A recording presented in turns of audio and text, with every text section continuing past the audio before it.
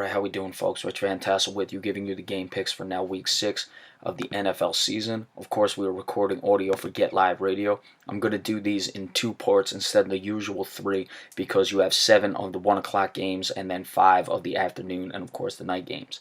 First up, the Miami Dolphins, 2-2, 1-1 on the road, travel to Atlanta to play the Falcons, who are 3-1, 1-1 at home. Injuries for the visiting Dolphins.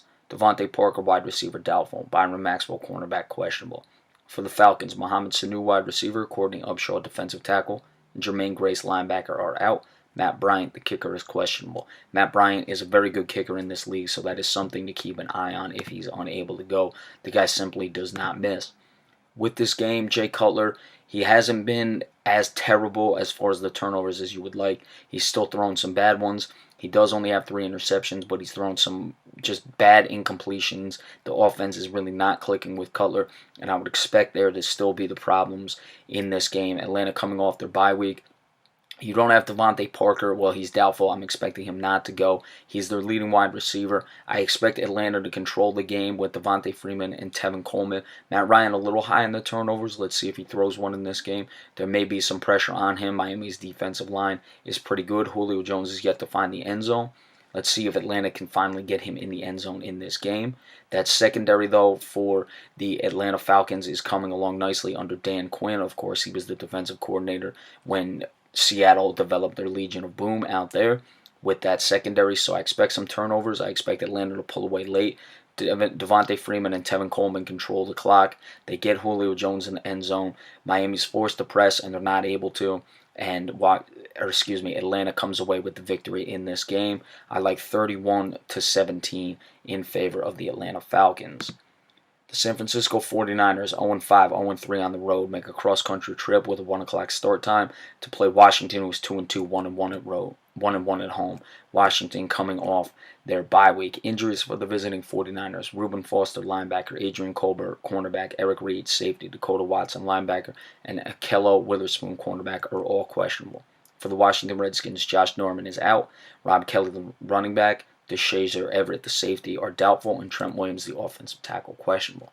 San Francisco is an 0-5 team. They're not going to lose every game. Washington is coming off a bye week. There may be a little rust and a little sluggish play to start the game in this one that could keep San Francisco around. However, I don't like the 1 o'clock start time for the West Coast teams. Kirk Cousins putting together a very good season.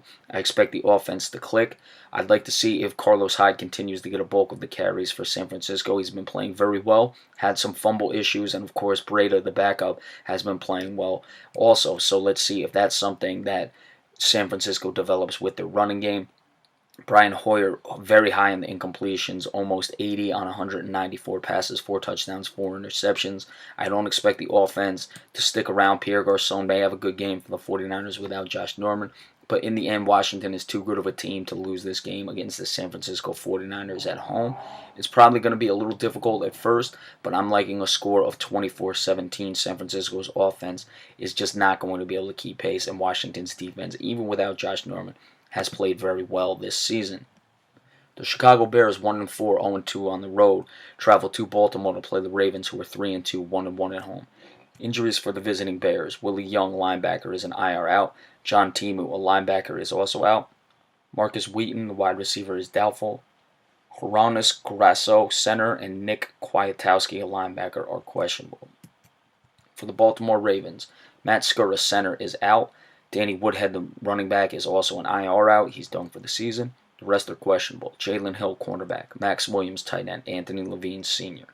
So, Chicago, Mitchell Trubisky, decent in his first start. Let's see what Baltimore has in store for him. Baltimore's defense is playing better than I thought they would. They've always had a good defense. I thought there would be maybe some drop-off in play, but Terrell Suggs has played very well. Expect him to put pressure and probably get a sack in this game. Chicago's offensive line is not great.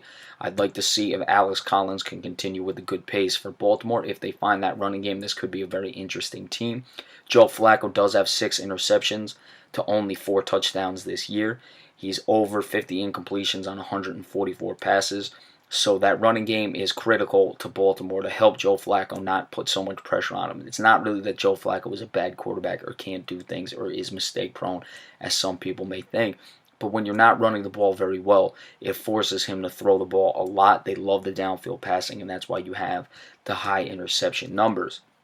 Chicago is not going to be able to beat Baltimore. Again, this is a case that Baltimore is too good of a team. We're getting to that point in the season where you can't let these games slip away. Chicago, with the rookie quarterback, is not going to be able to beat Baltimore. In Baltimore, expect some turnovers for Trubisky. That good secondary led by Jimmy Smith for the Baltimore Ravens will probably at least get one, and I expect it to be Jimmy Smith in this game.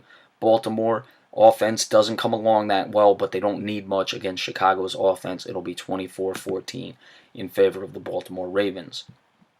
Cleveland 0-5, 0-2 on the road, travels to Houston to play the Texans. They're 2-3, 1-2 at home.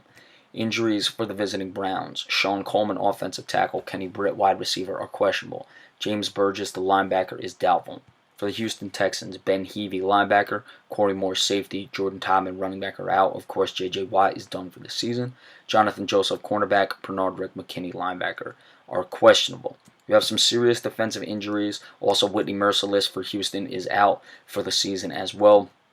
You are already without a linebacker in Ben Heaney and a safety in Corey Moore. You have some questionables in Jonathan Joseph, probably their best corner, and Bernard Rick McKinney, the linebacker. But Cleveland's offense is simply not that good.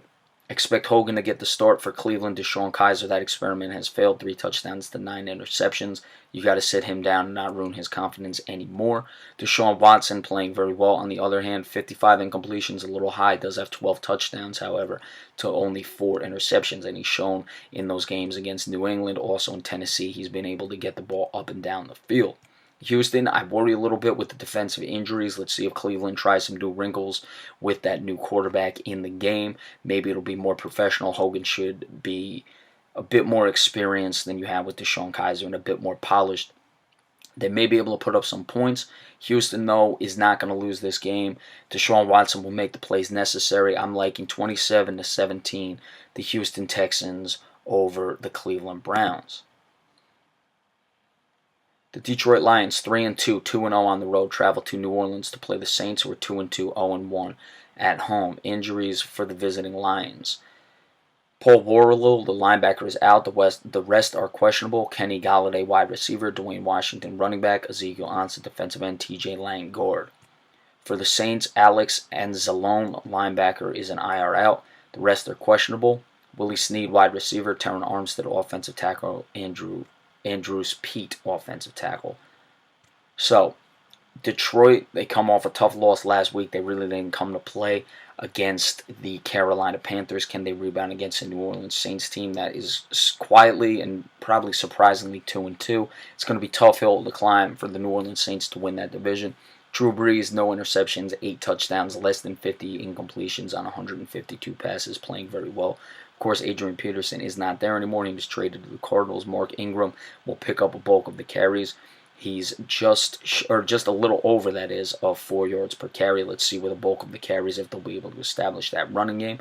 Detroit should be able to pick apart with their variety of weapons. New Orleans Saints defense that is still relatively young in the secondary with guys like Marshawn Lattimore. They'll have to be able to take advantage of that, control the clock to keep Drew Brees off the field. This is a situation where Detroit's distribution should be very good in this game. It'll allow them to control the clock. They'll have to find a running game. You have Amir Abdullah, the top rusher. He's a little shy of 4 yards per carry, but not terrible. Over 280 yards, just a little south of 300 yards. So they'll need him to step his game up, and I expect those numbers to be boosted a little bit against a New Orleans Saints defense that isn't very good. Detroit is going to need to score points. They're going to need to keep New Orleans off the field, and I believe they'll be able to do it. 27-24, Detroit over the New Orleans Saints. The Green Bay Packers, 4-1, 1-1 on the road, travel to Minnesota to play the Vikings, who are 3-2, 2-1 at home. Injuries for the visiting Packers. Joe Thomas, linebacker, is out. Devon House, cornerback. Brian Bulaga, offensive tackle. David Bakhtiari, offensive tackle, are all questionable. Ahmad Brooks, the linebacker, is doubtful. For the Minnesota Vikings, Dalvin Cook, of course, is done for the season. He's in injury reserve out. Stephon Diggs, wide receiver. Sam Bradford, quarterback. Nick Easton, center, are also out. Andrew Sendejo, the safety, is questionable. So Case Keenum is going to get the start. He's been up and down. Let's see if he's up in this game. He'll certainly have to be to keep pace with Aaron Rodgers, who's blistering this year. 13 touchdowns, 3 interceptions, just a little south of 1,400 yards. And he has a little over 60 incompletions on 189 passes, so he's playing very well. Let's see if Aaron Jones will continue to develop that running game. He torched the Cowboys last week, for the Packers, that is. And he'll have to continue. He's got a much tougher defensive line in Minnesota in this game. You look at the injuries with Sam Bradford being out, Case Keenum, he may catch lightning in a bottle with this game. It's been hit or miss with him. Stephon Diggs quietly putting together a very good season. Let's see if he can take advantage against the Packers secondary that may make plays at times, but can be beat at times as well. That's really the only hope Minnesota has in this game. They are at home, but Green Bay is playing simply too well at this point. They're going to pull away in this game, 30-20 over the Minnesota Vikings. The New England Patriots, 3-2, 2-0 on the road, traveled to New York to play the Jets, who are 3-2, 2-0 at home. Big division game. You probably weren't expecting these teams to have the same record coming into this game when the season first came out. Injuries for the visiting Patriots. Rex Burkhead, running back, is questionable. Eric Rowe, cornerback, is out. For the Jets, Bilal Powell, running back, Muhammad Wilkerson, defensive end, are questionable. The Jets have a tall task in front of them. Josh McCown has kept his numbers relatively low, for lack of a better term. They're not really expecting him to do much. He's a little over 1,000 yards. Only 42 incompletions on 147 passes. Not terrible, but you see they're not really putting the ball in his hands a lot. 5 touchdowns to 4 interceptions. Tom Brady, say what you want about the guy. He does have 11 touchdowns to 1 interception. A little over 60 incompletions on 195 passes. Not terrible, but 1,700 yards. There was some talk with the shoulder injury that he may be on his way out. Tom Brady is not the problem with the New England Patriots this year. Brandon Cooks is going to get over the top of that New York Jets secondary. Let's see if Morris Claiborne is covering him. Claiborne has been pretty solid since coming over from the Cowboys. Of course, his big issue was injuries. He has the speed to keep up with a guy like Brandon Cooks. Let's see if he can do so, but I would still expect Cooks to get the better of him in this game. Bilal Powell, over 4 yards per carry. They're going to need him. The Jets will have to control the clock, but I don't expect them to do so. The Jets have a pretty easy schedule in those 3 games that they've won in a row. This is going to be a tough test for them, and New England will get the victory 27-14, the Patriots over the New York Jets.